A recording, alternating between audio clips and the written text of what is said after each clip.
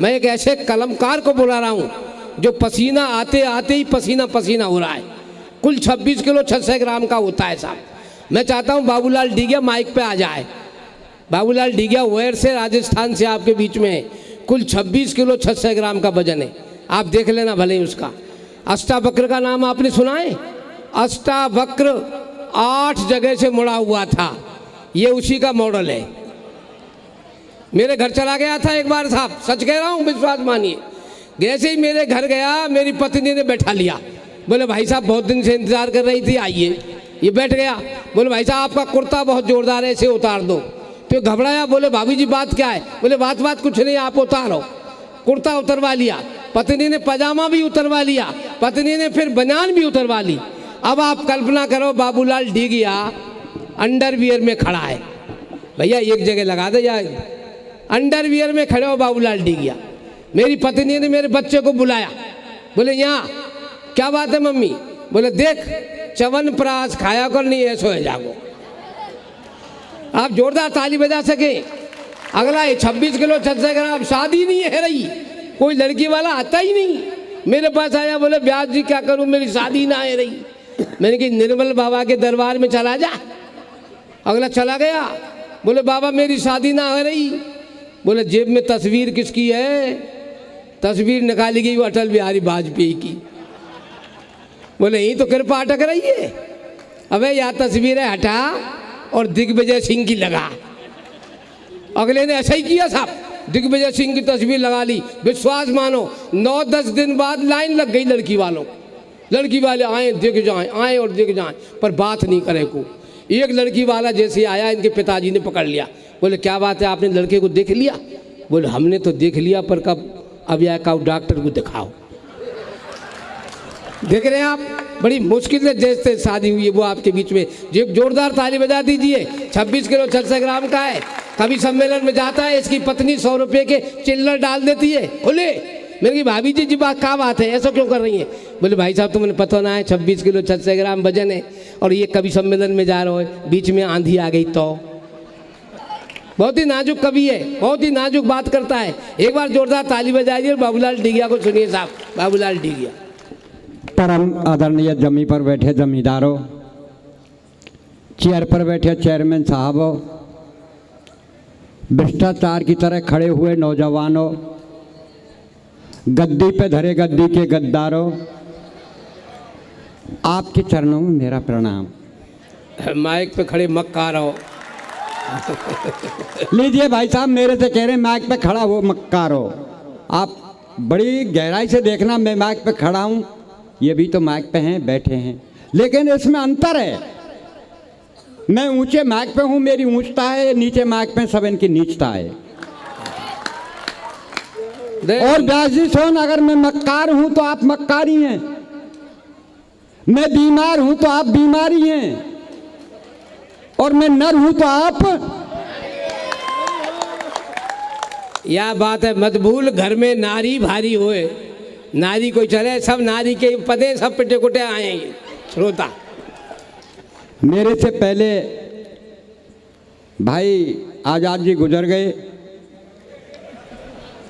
मैंने जन्म लिया है। आजाद जी से कुछ नहीं कहा, मेरे से कहा। इनकी घरवाली ने पैसे जेब में रख दिए, आंधी आ गई। आप एक बार ताली बजाओ, मैं इसके सब घर की औकात बताता हूँ। देखिए साहब, हम कवियों का आना जाना होता है। एक दिन मैं भी इनके घर पहुँच गया, मुझे पता नहीं था इनके घर में गृह युद्ध चल रहा है।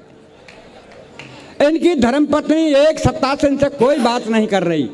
जैसे ही मैं इनके घर पहुंचा, इन्होंने कहा डीगिया जी आए हैं, आज मेरी घरवाली की बात नहीं बन रही है, मेरी इज्जत कैसे बचे। लेकिन साहब जैसे मैं पहुंचा, इन्होंने मेरा सम्मान किया, मेरे लिए कुर्सी लगाई, बैठाई। तो बोले घरवाली को इन्होंने आवाज़ लगाई कि शायद मैं ही बोलना शुरू करूं। इन्होंने कहा डीगिया जी आए, जरा पानी लाना। सच बता रहा हूँ साहब, घरवाली गुस्सा में बोली, बोल पानी बू रखो घड़ा में। पानी खाने नहीं आई। ये कभी थे साहब, बड़ी बुद्धि से काम लिया। बोल घड़ा कहाँ है? बोल रसोईया में। अरे बोल रसोईया कहाँ के घर में, बोल घर कहाँ के गांव में, बोल गांव कहाँ के पंचायत में, बोल पंचायत कहाँ के तहसील में। अरे बोल तहसील कहाँ के जिले में, बोल जिला कहाँ के प्रांत में। अरे बोल प्रांत कहाँ के भारत में, बोल भारत कहाँ के एशिया में।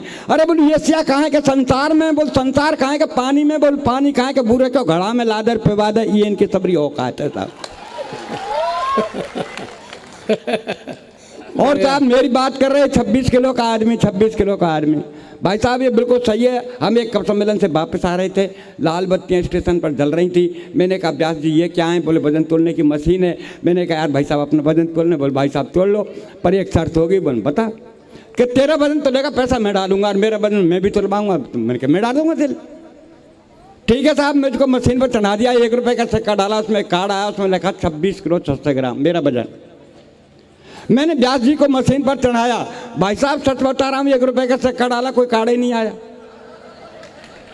मैंने 2 रुपये का सिक्का डाला, कोई कार्ड ही नहीं आया।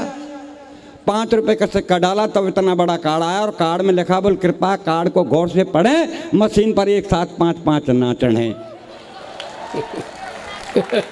और बताऊं साहब इनकी औकात। ये वोट के कवि हैं, बहुत अच्छे कवि, बहुत सच बता रहा हूं। एक बार एक कवि सम्मेलन में वोट की कविता पढ़ रहे थे कि हम धरा बदल देंगे, हम गगन बदल देंगे। इनकी घरवारी व कवि सम्मेलन सुनने चली गई, और श्रोतान में ऐसे ये बहन बेटी बैठी हैं, ऐसे उन्होंने ठाड़ी है कि बोली अरे बोल रिंदा चड्डी बनियान बदले तो 15 दिन है तू का धरा का गगन में बदलेगो। ये ऐसे वोट के कवि हैं साहब। मैं बहुत सीधा साधा कवि हूँ, गांव का कवि हूँ, गांव से लड़का हूँ। एक बात बता दूँ साहब, अगर मेरे से कोई ऐसे शब्द अल्फाज निकल जाएं, क्योंकि मैं तो कम पढ़ा लिखा हूँ, आप मुझे माफ़ कर देना। माफ़ के अलावा मेरा करोगे ही क्या तुम? और ये जितने कवि हैं ना साहब, ये पढ़े लिखे विद्वान हैं, कोई मास्टर है, कोई डॉक्टर है, कोई हेड मास्टर है। मैं मात्र 5वीं पास कवि हूँ। अब पढ़ लिख के कोई तीर तो मारना लियो, कर तो कपता ही रहे ना। बाका में तो मैं 5वीं पास कर रहा हूँ। और भाई साहब ये कहेंगे मैंने कविता दिल से लिखी है, गौर से सुनना। और भाई साहब वो वोज का कभी आएगा, मैंने वो दिल से लिखा है, गौर से सुनना।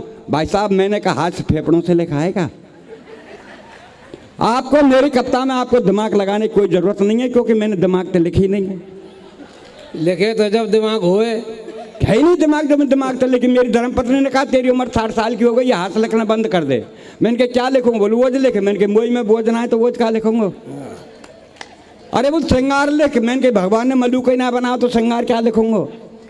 तो बोल गीत लिख। भाई साहब सच बता रहा हूँ, मैंने घरवाली से कहा मैं गीत नहीं लिखूंगा। बोल क्यों? मैंने मेरे देश में ऐसे ऐसे गीत चले साहब जिन्हें देश का बंडर ढार कर दिया।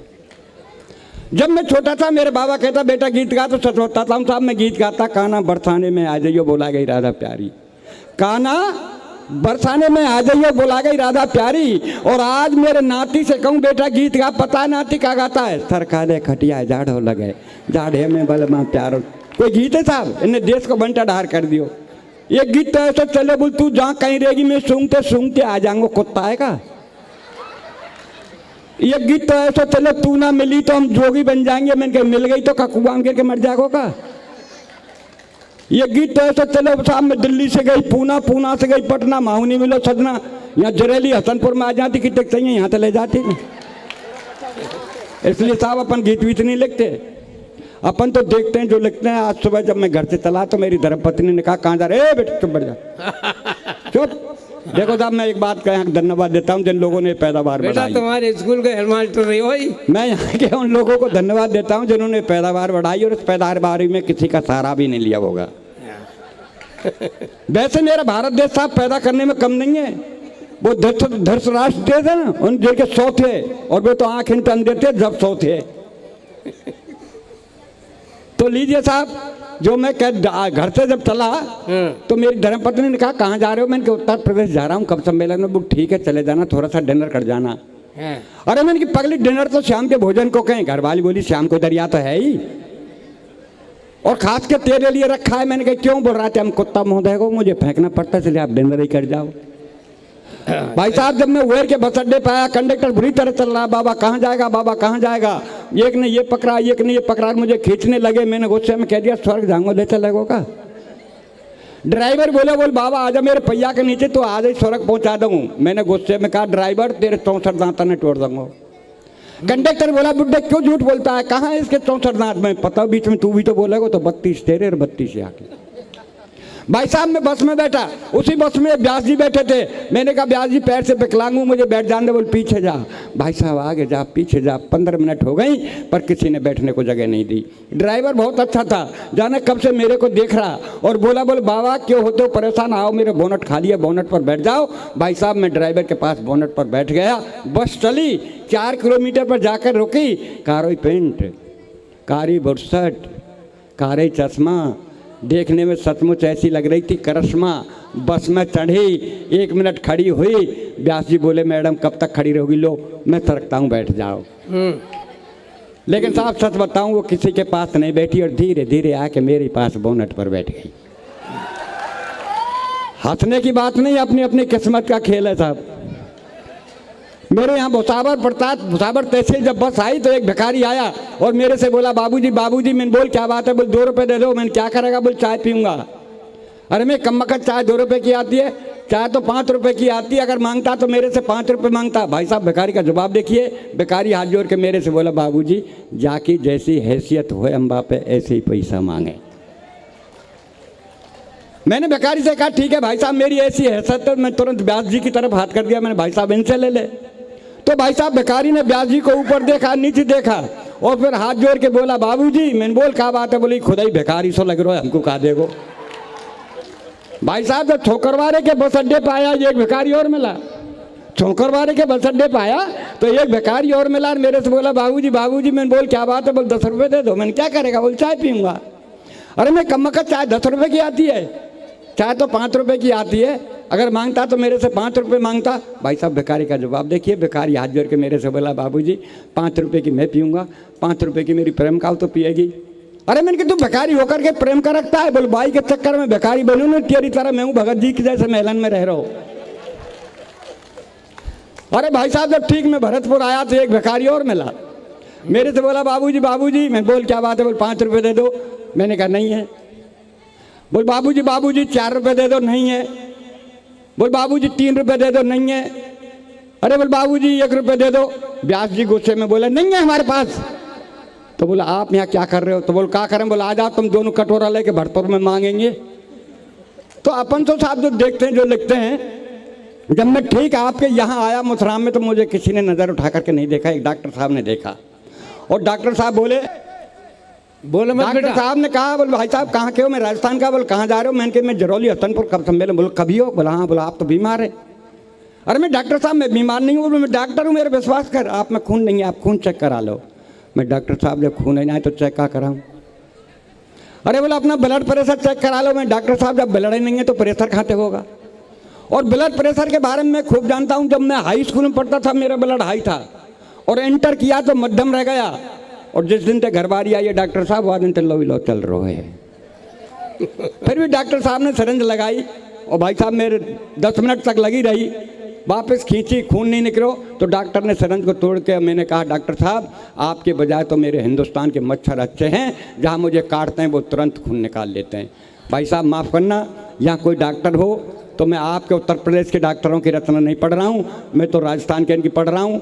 ये बात मेरी अलग है। अगर राजस्थान में कविता पढ़ता हूँ तो उत्तर प्रदेश के डॉक्टरों का नाम लेता हूँ कि एक मरीज का दाना पैर कटना था और डॉक्टर साहब ने बायां पैर काट दिया। 4 पंक्ति अच्छी लगे तो आशीर्वाद तालियों से देना और अगर पसंद नहीं आए तो व्यास जी ने कहना मुझको तो व्यास जी ने उठाया है। मैं भगवान से प्रार्थना करता हूँ भगवान जिसने मुझे उठाया उससे तू उठा। एक मरीज की अंतिम तल्लैती घड़ी, एक मरीज की अंतिम तल्लैती घड़ी, डॉक्टरों की भीड़ घेरे खड़ी तो डॉक्टर साहब मरीज से बोल भैया तेरी अंतिम इच्छा वो तो बता जा। मरीज बोला डॉक्टर साहब मेरी अंतिम यही इच्छा कि मेरी जगह तू मर जा। मरीज बोला वो डॉक्टर साहब मेरी अंतिम यही इच्छा कि मेरी जगह तू मर जा। तो डॉक्टर साहब हो गए नाराज। मरीज बोला हजूर आप क्यों होते नाराज, मेरी विनती पे दीजिए ध्यान, आप तो इस कलयुग के साक्षात भगवान। डॉक्टर बोला कैसे? मरीज बोला ऐसे कि चौराहे पर हुई हत्या को आप आत्महत्या में लिख सकते हैं। चौराहे पर हुई हत्या को आप आत्महत्या में लिख सकते हैं और दाहिने पैर की जगह आप बाएं पैर को काट सकते हैं। तो क्या डॉक्टर साहब मेरी जगह आप नहीं मर सकते हैं? क्या मेरी जगह आप नहीं मर सकते हैं? क्या मेरी जगह आप नहीं मर सकते हैं? बढ़िया बढ़िया, वाह वाह। सुबह सुबह का वक्त मस्जिद की अजान और मंदिर की झालर कितनी लगती है प्यारी। सुबह सुबह का वक्त मस्जिद की अजान और मंदिर की झालर कितनी लगती है प्यारी। और चाय का प्याला लेके मेरी चारपाई के पास खड़ी घरवारी बोली, अजी सुनते हो? मैंने कहा सुन रहा हूँ, बहरा नहीं हूँ, बोल क्या कहना है कह दीजिए। बोल मैं कब की खड़ी हूँ, लो चाय पी लीजिए। मैंने कहा सुबह सुबह का वक्त है, राम रहीम का नाम लेने दीजिए, इस चाय को 10 मिनट बाद दीजिए। तो गुस्से में बोली कि 10 मिनट में तो ठंडी हो जाएगी। मैंने कहा कमबख्त तेरी उम्र 60 साल की है गई, तू अब तक ठंडी ना है पाई तो कहा चाय 10 मिनट में ठंडी हो जाएगी। हाँ बढ़िया भाई। मैंने कहा कमबख्त तेरी उम्र 60 साल की है गई, तू अब तक ठंडी ना है पाई तो कहा चाय 10 मिनट में ठंडी हो जाएगी। इतनी कहने पर गुस्से में तेज कमरे से बाहर आके बड़े जोर से रोने लगी, भगवान से प्रार्थना करने लगी, भगवान मेरी ये कर्जी है, आगे आपकी मर्जी है, मेरा एक थोड़ा सा काम कर दीजिए, इस संसार से मेरे पति बाबूलाल डीगिया को उठा लीजिए, मुझे विधवा बना दीजिए। वाह। इतनी सुनने पर गुस्से में तेज मैंने बैग उठाया कमरे से बाहर। घरवारी बोली कहाँ जा रहे हो भरतार? मैंने क्या आत्महत्या करने? बोला आत्महत्या करनी है तो जल्दी कर लीजिए, ये भी आपके हित में होगा, और 4 दिन पीछे मरा तो तेरा दाह संस्कार नहीं होगा। मैं बोला कैसे? घरवारी बोली ऐसे कि मैं देख रही हूँ पर्यावरण का सीजन, और जब खाने पकाने को नहीं तो तुझे जलाने को कहाँ से लाऊंगी ईंधन, तुझे जलाने को कहाँ से ला। अच्छी लगी हो तो ताली अच्छी ठोको। वाह वाह वाह वाह, बढ़िया बहुत बढ़िया। मैंने कहा तू मेरे ईंधन की फिक्र मत कर, तेरा ध्यान किधर मैं समझाता हूँ, आओ इधर। ठीक मेरे मरने के बाद शमशान घाट जाना और 5 हीटर रख के घर चले आना। बड़े बेटे को समझाना, बेटे जाना बटन दबाना, पापा को जला के घर चले आना। बोल ठीक है, तेरे मरने के बाद शमशान घाट जाऊंगी, 5 हीटर रख के चली आऊंगी, बेटे को समझाऊंगी, बेटा जाएगा बटन दबाएगा, तुझे जला के घर चला आएगा। पर तू एक बात बता, जलने के बाद पता नहीं स्वर्ग या नरक जाएगा, पर इस महंगाई में जो 5-5 हीटरों का बिल आएगा उसे का तेरा बाप चुकाएगा, उसे का तेरा बाप चुकाएगा, उसे का तेरा। ऐसा साहब मेरा सौभाग्य, कॉल लेटर आया नौकरी का काजे, और कॉल लेटर आदरणीय व्यास जी का आया उसी दिन। हम दोनों दिल्ली इंटरव्यू देने चले गए।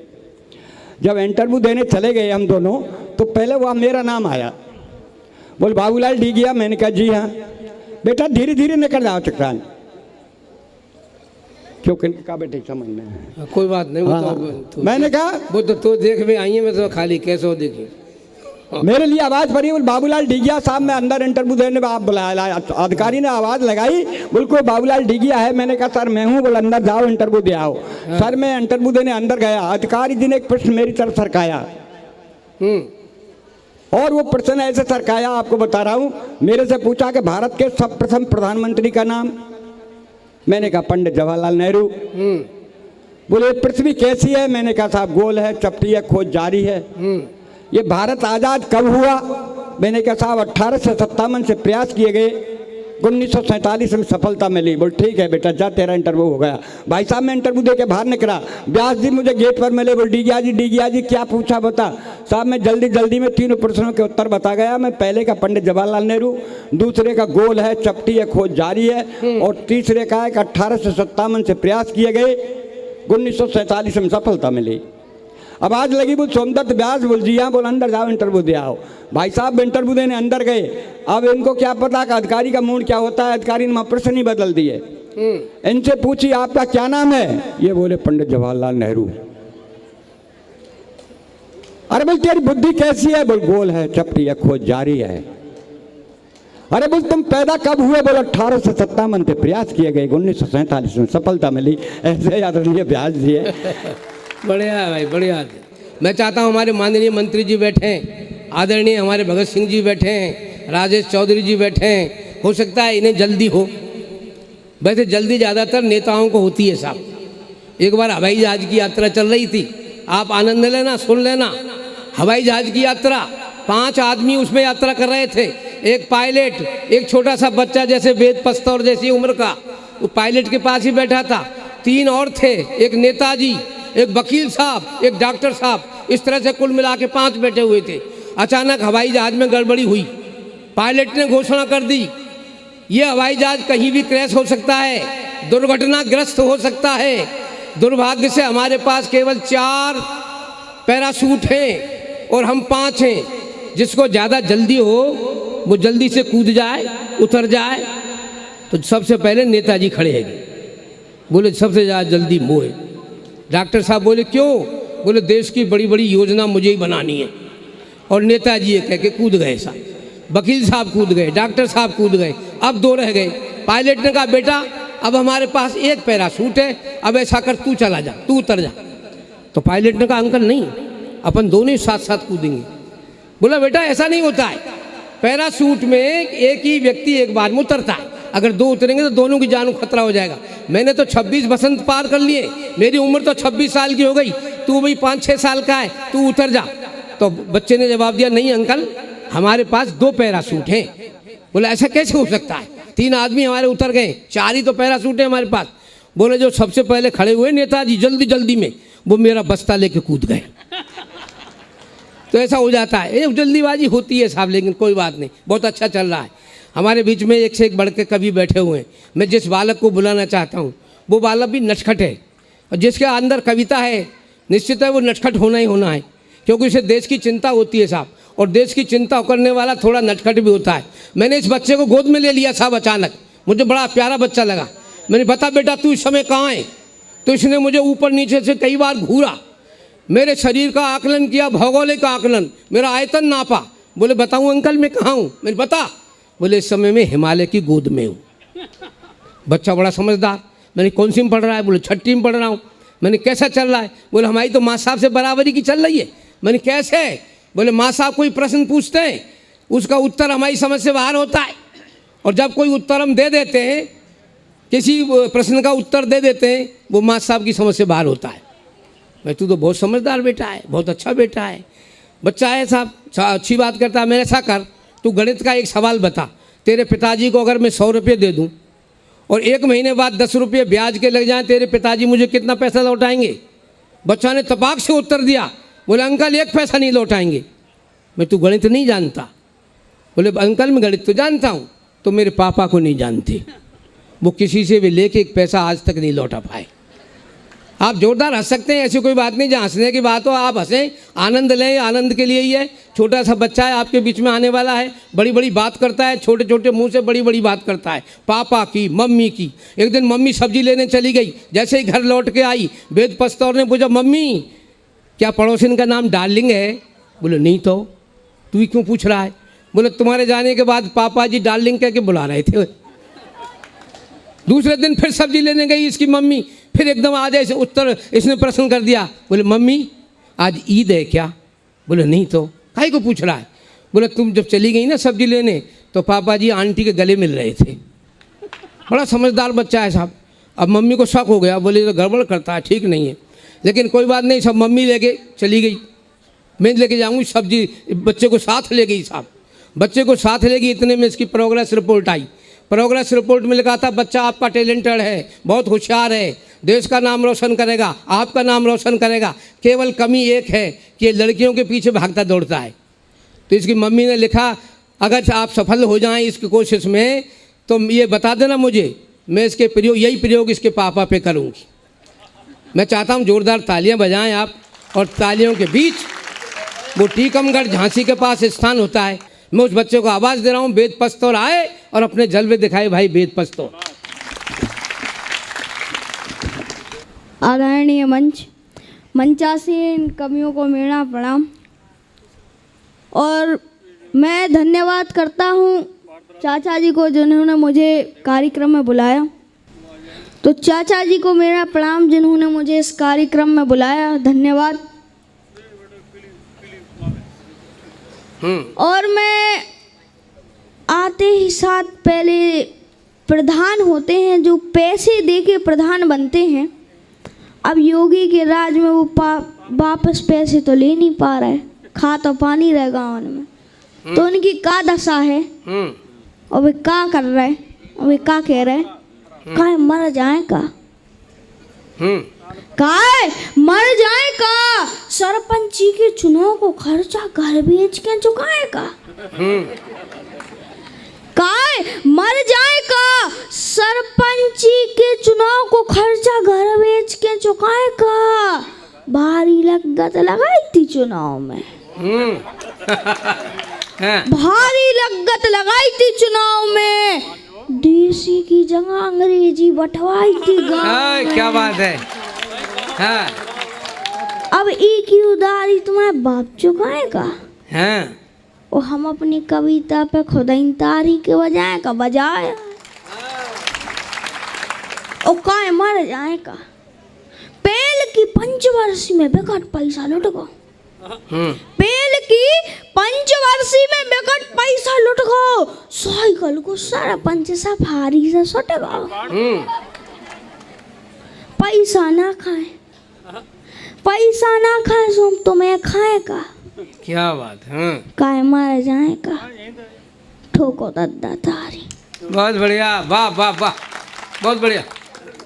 ये तो प्रधान है और महिला प्रधान बन जाती है तो अपने आप को 2-3 साल में कैसे परिवर्तन करती हैं। पहले वो क्या करती थी, वो अब या क्या कर रही, क्या कंडा बनाती हारन में, कंडा बनाती हारन में, बिना सलूका के फरती जर कारण में। जब से प्रधान बन गई, जब से प्रधान बन गई, सो गेंदा गूंथे बारन में। बढ़िया है। उनके मेकअप की कालो कहिए, उनके मेकअप की कालो कहिए, सुलगन लगी खजारन में। और प्रधानी के ठाट ने पूरे, प्रधानी के ठाट ने पूरे, सो घूमत फिर रही कारण में। बढ़िया बढ़िया, बहुत बढ़िया। नहीं तर कंडा बनाती हारन में, कंडा बनाती, बजाओ दद्दा तारी। जे तो भैया अपनी महिला प्रधान, जो भाभियां देश विदेशों इंग्लिश मीडियम कॉलेजों में पढ़ के आती हैं, जब उनकी शादी गांव में हो जाती है तो उनके अनपढ़ दीवार क्या कहते हैं कि ये क्या कर रही, इंग्लिश मीडियम पढ़े आई भाभी, इंग्लिश मीडियम पढ़े आई भाभी, नींबू खो भी आम बता रही और हाई टेक हो गई हैं भाभी, सुबह सुबह को शाम बता रहे, छोड़ पुरानी धोती साड़ी, फटे चिथे जींसन में आ रही, और जी भाभी को मुँह नहीं देखो, जी भाभी को मुँह नहीं देखो, अब सब बेखुलेआम दिखा रही, और इंग्लिश मीडियम पढ़े आई भाभी, नींबू खो भी आम बता रही। क्या बात है, वाह। जी को ऑफलाइन नहीं देखो, जी को ऑफलाइन नहीं देखो, मोबाइल पे ऑनलाइन दिखा रही। जेठ ससुर की इज्जत छोड़ो, जेठ ससुर की इज्जत छोड़ो, इनको आसाराम बता रहे। बढ़िया बढ़िया भाई। और इंग्लिश मीडियम पढ़े आई भाभी, नींबू खो भी आम बता रही, रोज सवेरे जिम में जा रही, रोज सवेरे जिम में जा रही, कर रही डाइटिंग, कम भी खा रही, है नैया वे मूंगफली सी, है नैया वे मूंगफली सी, खुद को भी बादाम बता रही। और इंग्लिश मीडियम पढ़े आई भाभी, सुबह सुबह को शाम बता रही, तुलसी जैसी होती भाभी, तुलसी जैसी होती भाभी, अब तो ऐसी कहान दिखा रही, रोज रात में डिनर के संगे, रोज रात में डिनर के संगे, हल्को हल्को जाम लगा रहे हैं। वाह, वाह, वाह। और इंग्लिश मीडियम पढ़ आई भाभी। क्या बात है भाई, बढ़िया। नींबू खूबी आम बता रहे हैं। और हाई टेक हो गई है भाभी। हाँ। सुबह सुबह को शाम बता रहे हैं। क्या बात। बजाओ दद्दा तारी। यहाँ पर युवा भी आए हैं कार्यक्रम में। तो लड़कियन की तो हो गई भैया भाभियन की, तो युवा बैठे हैं, उनके लिए भी 2 लाइनें की। अब वे अपने इस साल कैसे बर्बाद कर रहे हैं। मंजिल तो है लेकिन मंजिल पे नहीं जा रहे हैं और कहीं भटक रहे हैं। हमारी गली के पप्पू, हमारी गली के पप्पू लड़कियां जैसी चोटी रखा रहे। उनके मम्मी पापा कह रहे पप्पू तो 21वीं सदी में जा रहे। उनके मम्मी पापा कह रहे पप्पू तो 21वीं सदी में जा रहे। रात भर फेसबुक और व्हाट्सएप चला रहे। रात भर फेसबुक और इंस्टाग्राम चला रहे। चैटिंग करके लड़कियन को सता रहे। उनके मम्मी पापा कह रहे वे तो 21वीं सदी में जा रहे। वाह, बहुत बढ़िया। कॉलेज के बहाने, हाँ। कॉलेज के बहाने पिकनिक मना रहे। सिगरेट पी रहे और पान मसाला खा रहे। उनके मम्मी पापा कह रहे 21वीं। पप्पू तो 21वीं सदी में जा रहे। वाह। दुर्घटना को भी बिल्कुल नहीं डरा रहे। दुर्घटना को वे बिल्कुल नहीं डरा रहे। बिना हेलमेट की वे बाइक चला रहे। उनके मम्मी पापा कह रहे पप्पू तो 21वीं सदी में जा रहे। ठोको दद्दा तारी। बहुत बढ़िया। भैया और बहन की तो हो गई। अब पापा बैठे हैं ते, अब पापा के सम्मान में 2 लाइनें। हाँ। के पापा क्या कर रहे हैं अब। हाँ। आजकल के पापा भी गजब ढा रहे। हाँ। आजकल के पापा भी गजब ढा रहे। मम्मी के मायके जाने में खुशियाँ मना रहे। हाँ। मम्मी के मायके जाने पे खुशियाँ मना रहे। मम्मी को डायन, मम्मी को डायन, पड़ोसन को डार्लिंग बुला रहे। और आजकल के पापा भी गजब ढा रहे। बाथरूम में बैठ के, बाथरूम में बैठ के मोबाइल चला रहे। बच्चों की फीस भरने को पैसा नहीं, दोस्तों को बियर पिला रहे। और मम्मी को हार नहीं, मम्मी को हार नहीं, ऑफिस वाली को कार दिला रहे। आजकल के पापा भी गजब ढा रहे। बहुत बढ़िया। करोड़ों कमाता हूँ महीने में, करोड़ों कमाता हूँ महीने में, ऐसा फेसबुक पे दूसरी औरतों को बता रहे। मम्मी का खर्च चलता नहीं, मम्मी का खर्च चलता नहीं, पापा पड़ोसन पटा रहे। क्या बात है भैया, बढ़िया लाल। और आजकल के पापा भी गजब ढा रहे। वाह। ठोको दद्दा तारी। आदनी को देखिए, अब और मुझे देखिए। जब इन्होंने ये बात कही दी है तो मैं हाथरस से आई हूँ, जहाँ हाथों से रस निकाला जाता है। हाथों से रस निकाल देते हैं हम लोग। अगर बात अच्छी लगी है तो बजाओ ताली। और देखो कैसे निकालते हैं। मुझे आना पड़ा इसलिए कि बहुत देर से ये, जब मैं पढ़ रही थी तब भी बोल रहे थे और जब मैं बैठ गई तब भी बोले। तो मैं बस इतना ही कहना चाहूंगी, सुनिएगा आदरणीय, सुनिएगा। परामर्श दे रहा हूँ, सुनो। मत देखे। मैं परामर्श आपको स्वीकार कर लिया, मैंने आपका परामर्श, मेरा साजन इसी पार है, परेशान मत होइए, जल्दी मिल जाएगा वो। लेकिन आप मुझे कैसे लग रहे हैं इस वक्त, क्योंकि बार बार आप मुझे बीच में टोक रहे थे, तो मुझे कैसे नजर आ रहे थे, दिल तो कर रहा था मैं आपके साथ क्या क्या करूं। और उसी में से एक बात मेरे मन में आई है, तो मैं सुना दूं अग्रवाल जी, सुनेगा? अगर सुनना चाहते हैं तो एक बार जोरदार तालियां बजा दीजिएगा,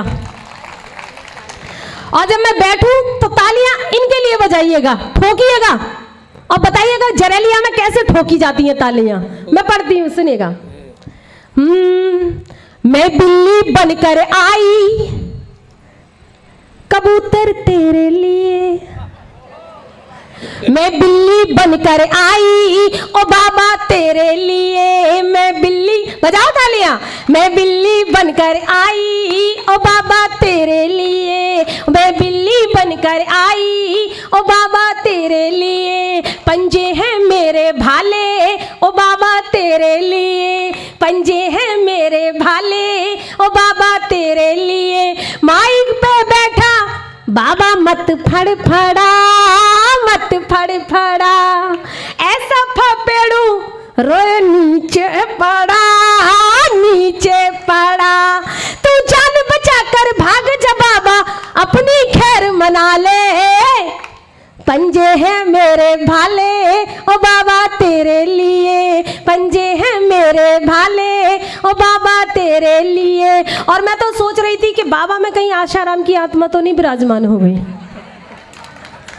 देखिए आसाराम जी महापुरुष हैं, इसमें कोई शक नहीं है, और वो कितने बड़े महापुरुष हैं ये सब जानते हैं, पूरा देश जानता है। तो मैं बैठे बैठे यही मंथन कर रही थी कि आज तो ऐसा लग रहा है जब बाबा में आसाराम ही आएगी। देखें, अच्छा, बहुत बहुत धन्यवाद, बहुत बहुत शुक्रिया। बहुत बढ़िया बात है गई पूरी। अब मेरी बात सुन ले, एक बार जोरदार ताली बजा दो यार। अबे जाने काका बन नहीं है, बिल्ली बन नहीं है, अब ये बिल्ली बन नहीं है।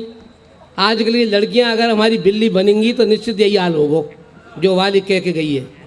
तेरा मासूम चेहरा देखकर आंखें मेरी नम है, तेरा मासूम चेहरा देखकर आंखें मेरी नम है, तू अगर बिल्ली बन गई तो कुत्ते भी नहीं कम हैं। तू अगर बिल्ली बन गई तो कुत्ते भी नहीं कम हैं, और शायद कल तेरे जिस्म का एक टुकड़ा भी नहीं मिले। कई तो आदमी बैठे यहाँ, कई तो आदमी की शक्ल में बैठे हुए बम हैं। जमाना याद रखे वो याद बनकर आ, बनना ही है तो फौलाद बनकर आ। जमाना याद रखे वो याद बनकर आ, और बनना ही है तो फौलाद बनकर आ। कुकुर मुत्ते की तरह आजकल ये कुत्ते पैदा हुए, इनके वंश के नाश करने को शेर की औलाद बन के आ। क्यों तुम नेताओं पर व्यंग कसा करते हो, क्यों तुम नेताओं पर व्यंग कसा करते हो? कहीं ना मतलब राजनीति के पंडित भी कुछ ऐसे ही हैं, यही खेल खेल रहे हैं, यही जुगाड़ कर रहे हैं। कभी क्यों तुम नेताओं पर व्यंग कसा करते हो, दो कौड़ी के इंसानों में व्यर्थ फंसा करते हो। नेता बहुत दीन होता है, दिल का भी महीन होता है, एक एक पैसे पर मरता, वैसे भूखा क्या ना करता। जगह जगह घूमने वाला, चोरी छुपे झूमने वाला, रंग बदल लेता है पल पल, मरुसे बन जाता है दलदल। बहरूपियों के दलदल में क्यों व्यर्थ धसा करते हो? कभी क्यों तुम नेताओं पर व्यंग कसा करते हो?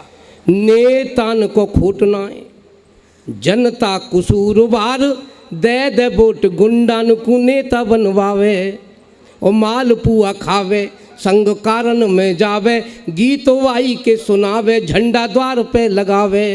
बुई गुंडा जीत जात, कुर्सी में धस जात, खा दीते सजा के गात, नेता कहलावे है। और 5 साल आम आदमी कुई समझ आम, आम की तरह से सरे आम चूस जावे।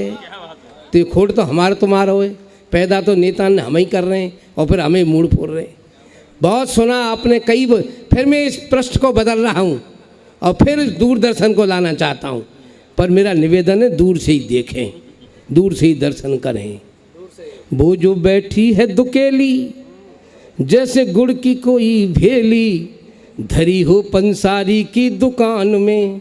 अब तो मैंने भी ये माना, रचना को होगा बुलवाना, रचना जी आए अब मैदान में। और आप एक बार जोरदार ताली बजा दे यार, बहुत देर से रचना ही रचना है। अरे मैं रचना सुना रहा हूँ, मैं रचना का आदेश है मेरा। अब रचना तुम्हारे सामने खड़ी हुई है, आप जी भर के सुने। रचना आपके बीच में मेरठ से आई है सूचनार्थ। संचालक महोदय, बहुत अच्छा संचालन तो आप करते हैं, लेकिन पता नहीं आज आपको क्या हो गया है। संचालन आप पढ़ते पढ़ते भूल रहे हैं, लेकिन मैं चाहती हूँ आप थोड़ी दवाई खाना शुरू कर दीजिए, इसलिए आपकी याददाश्त अच्छी बनी रहे।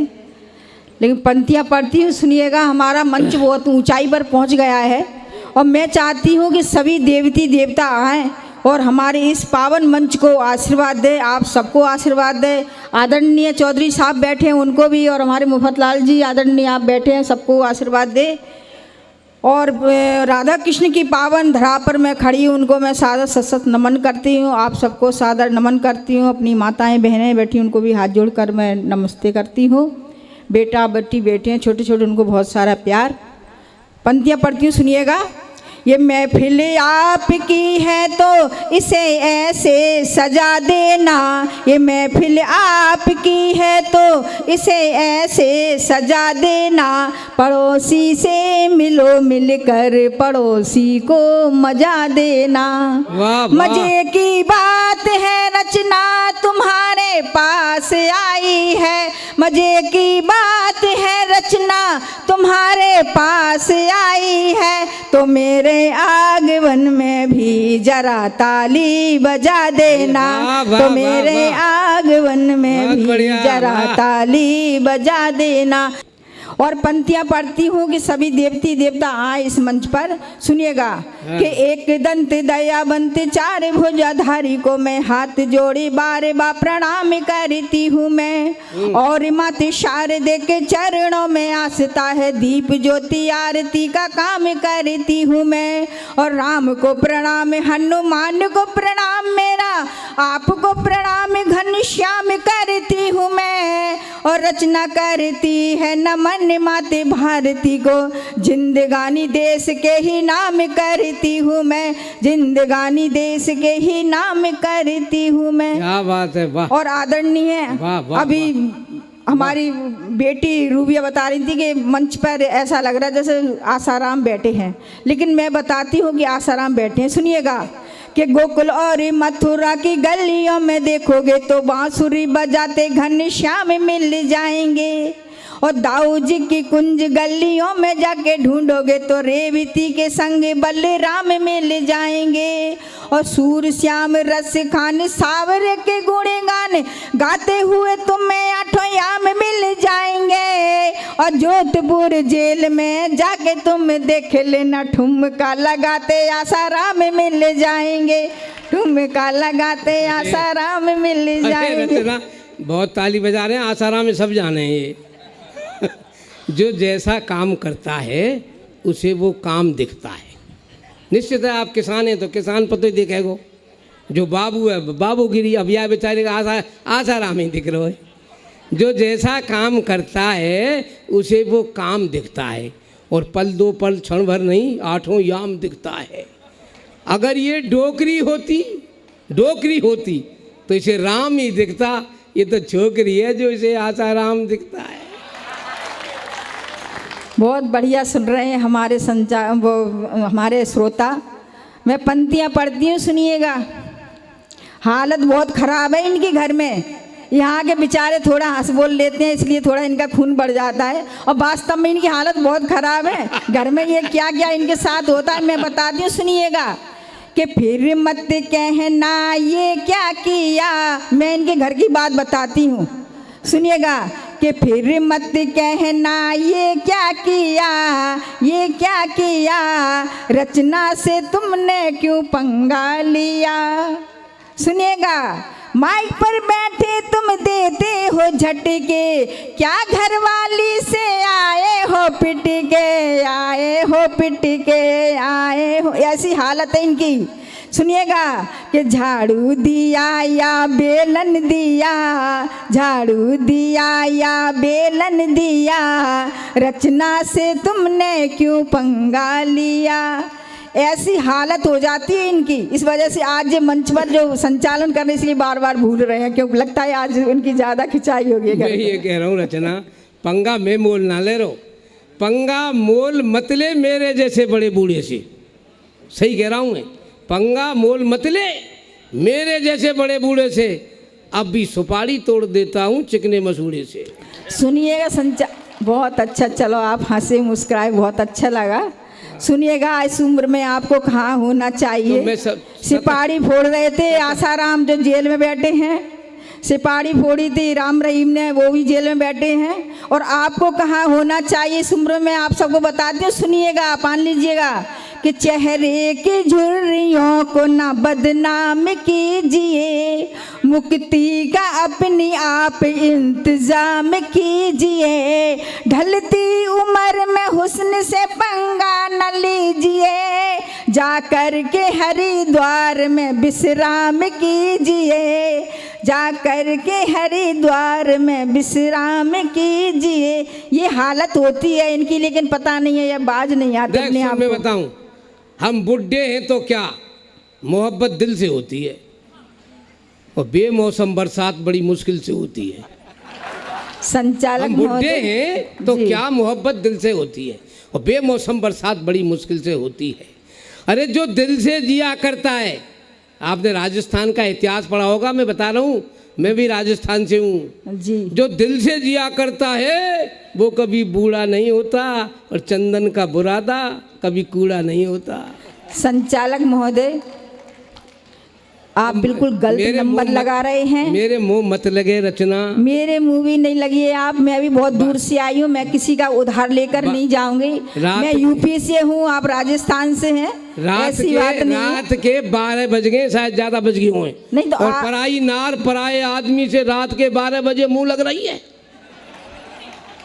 संचालक महोदय, आप बिल्कुल गलत नंबर लगा रहे हैं, नहीं मैं तो गलत ना लग एकदम रहा हूं। रॉन्ग नंबर है, मुझसे मत उलझिए, मैं ना रचना से यहाँ तक मैं तो यही कह रहा हूँ, बचते ही मैं तो रहिए ये कह रहा आप। हूँ कि अकलते सकलते तो अच्छी खासी है। देख रहे हैं आप भी, आपको भी अच्छा लग रहा होगा, अक्ल से शकल से अच्छी खासी है, जैसे कुदरत ने फुर्सत में तराशी है, कुदरत ने फुर्सत में तराशी है। अरे होगी व्यंजन तो किसी दूसरे के लिए, होगी व्यंजन किसी दूसरे के लिए, मेरे लिए तो रोटी बासी है। अरे तभी तो मैं आपसे बोल रही हूँ कि आप बासी रोटी से क्यों बार बार उलझ रहे हैं। आप बिल्कुल गलत नंबर लगा रहे हैं। आप देखिए, हंसिए, मुस्कुराइए, तालियां भी बजाइए, और नहीं भी बजाए तो कोई बात नहीं। आप इतने आप दिल से सुन रहे हैं, यही हमारे लिए बहुत है। तालियां बजाने से कुछ नहीं होता, ताली में क्या है पता नहीं चलता है कौन कभी क्या कह गया।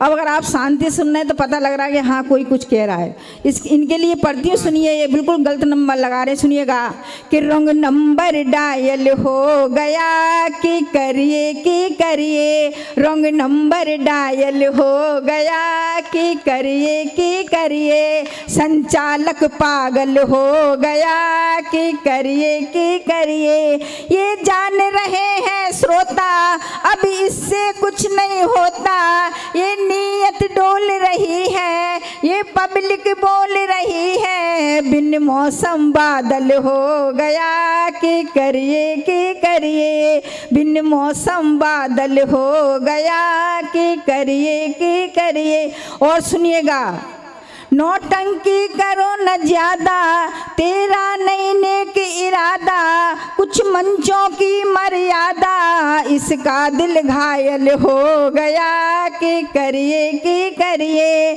संचालक पागल हो गया, कि और संचालक महोदय, इससे ज़्यादा और कुछ सुनाओ, इसलिए आप ना ही बोले तो अच्छा है, मुझे कविता पढ़ने दीजिएगा। तो कविता ही पढ़, मैं कह रहा हूँ मर्यादा वाली बात कर रही है, तो मैं भी मर्यादित हूँ, मर्यादा से आगे बढ़ता नहीं हूँ, विश्वास मानो, मैं मर्यादित हूँ, मर्यादा से आगे बढ़ता नहीं हूँ, और कवि हूँ, किसी दूसरे की पंक्ति पढ़ता नहीं हूँ, पराये फूल को देखता जरूर हूँ दूर से, पराये फूल को देखता जरूर हूँ दूर से, पराये फूल पर चुंबन कभी जड़ता नहीं। सुनिएगा, पंक्तियां पढ़ती हूँ मैं, मेरी समझ में यहाँ आ सब रही, शादीशुदा बार-बार बैठे हैं, बुड्ढो कर रही है। मेरी बहनें यहाँ सामने बैठी हैं और इधर भी बैठी हैं, मैं आपकी तरफ से मैं पढ़ती हूँ, सुनिएगा। यहाँ सब शादीशुदा बैठे हैं, आप सब शांत नहीं, मेरा मतलब है बार बार बुड्ढो कह के तुम काके नो चाहे। नहीं, मैं ना जाने फिर कुछ बोल जाऊंगी, मुझे थोड़ा पढ़ने दो। सुनिएगा, यहाँ सब शादीशुदा बैठे, हमारे आदरणीय चौधरी साहब भी बैठे हैं, सुनिएगा पंक्तियां पढ़ती हूँ। नहीं, मैं बता रहा हूँ, कि मुझे प्यार करने की बात हर कोई करता है, किंतु प्यार करके निभाना मुश्किल है। चौधरी साहब सुनिएगा हाँ। कि प्यार करने की बात हर कोई करता है, किंतु प्यार करके निभाना मुश्किल है। और दिल लगी के लिए सब दिल तो लगाते होंगे, किंतु दिल दिल से लगाना मुश्किल है। और चांद तारे तोड़ लाने की जो बातें करते थे, किंतु एक फूल तोड़ लाना मुश्किल है। और कल तक जान देने की जो बातें करते थे, आज एक साड़ी भी दिलाना मुश्किल है, आज एक साड़ी भी दिलाना मुश्किल है। ये हालत हो जाती है पतियों क्या की। बात कर रही है? मेरी बहनें बैठी हैं, मैंने उनकी तरफ से पढ़ा अरे है। इशारा तू करे तो मैं भी सितारे तोड़ दूंगा मैं। इशारा अगर करे तो सितारे तोड़ दूंगा मैं, और किसी पड़ोसी से लड़े तो सर उसका फोड़ दूंगा मैं। और किसी मोड़ पर मिलने का वादा तो कर, उस मोड़ को भी मोड़ करके मोड़ दूंगा मैं। पढ़ दूं क्या और पढ़ूंगा इनके लिए? वो पढ़ क्या बात है? मैं मिट्टी का ढेला हूँ तो ये भी मिट्टी की ढेली है। बार बार आसाराम कर रही, ऐसी तो वो कर रही है, ऐसे ये आसाराम। मैं तो आसाराम तो है ही, आप इसमें शक की कौन सी गुंजाइश है? अगर हालत नहीं है क्या इनकी आसाराम जैसी, आप बताइए। सुन लो, मैं मिट्टी का ढेला हूँ तो ये भी मिट्टी की ढेली है। हम सब मिट्टी के ढेले हैं, बात बहुत अलवेली है। लेकिन इसको आसाराम दिखाई देता है मुझ में, तो ऐसा लगता है 100% ये आसाराम की चेली है। संचालक महोदय, मैं बोल रही हूँ आपसे, नहीं उलझिएगा, लेकिन आप मुझसे उलझते जा रहे हैं। बोल बंद है जागो रचना, मेरे मुंह मन लगे। मैं 40 साल से यही काम कर रहा हूँ, और भूल में भाई बात ऐसी है। तभी तो आपकी हालत घर में खराब है, 2 पैसे की इज्जत नहीं है आपकी। 40 साल से पढ़ रहे हैं, इसलिए बाहर तो आप हंसते बोलते हैं, घर में आपकी हालत खराब हो जाती है। सुनिएगा, पंक्तियां पढ़ती हूँ। संचालक महोदय सुनिएगा। हाँ बिल्कुल सही पढ़। कि संचालक ना, रात के 12 बज चुके हैं, और जो कविता लिखी थी जब मैं यहीं आगरा में रहती थी, अब तो मैं 2-3 साल से इधर मेरठ पहुंच गई हूँ। सुनिएगा, पंक्तियां पढ़िए, सुनिएगा कि संचालक ना लो पंगा, मैं नार पर आई हूँ, शहर आगरा से मैं कविता पढ़ने आई हूँ। नहीं तुम झेल पाओगे कि डर के भाग जाओगे, नहीं तुम झेल पाओगे कि डर के भाग जाओगे। और सुनिएगा, मेरी टक्कर को क्या झेले, नहीं किसी में बलबूता, दुनिया में मशहूर शहर दाल मोठ पेठा जूता, ताजमहल पागल खाना, बोलो तुमको क्या जाना, मैं टिकट भी लाई हूँ, शहर आगरा से मैं कविता पढ़ने आई हूँ। नहीं तुम झेल पाओगे कि डर के भाग जाओगे। और सुनिएगा, आप तो आप हैं, आप तो आप हैं, आपसे क्या कहूँ, सोचता हूँ रहूँ अब तो खामोश में। एक समंदर से मिलने चली है नदी, एक समंदर से मिलने चली है नदी, देखिए तो भला किस तरह जोश में। जब समंदर से होगा नदी का मिलन, तो समंदर ही होगा, न होगी नदी। पास जाते ही सुध बुध को खो जाएगी, और समा जाएगी उसके आगोश में। समझ में बात आ जाए, ताली बजा दी। साहित्य की बात कर रहा हूँ इस समय में, है समझ में आ रहा हूँ। एक बड़े बूढ़े थे विवाद कर रही है, खामा फसाद कर रही है। मेरी तो अब तक समझ में ना आ रही कि ये बुढ़े पे मर रही है कि बुढ़े से डर रही है। ना तो मैं आप पे मर रही हूँ, ना आपसे डर रही हूँ। मुझे तो आप यहाँ कविता पढ़नी है, सुबह अपने घर जाना है।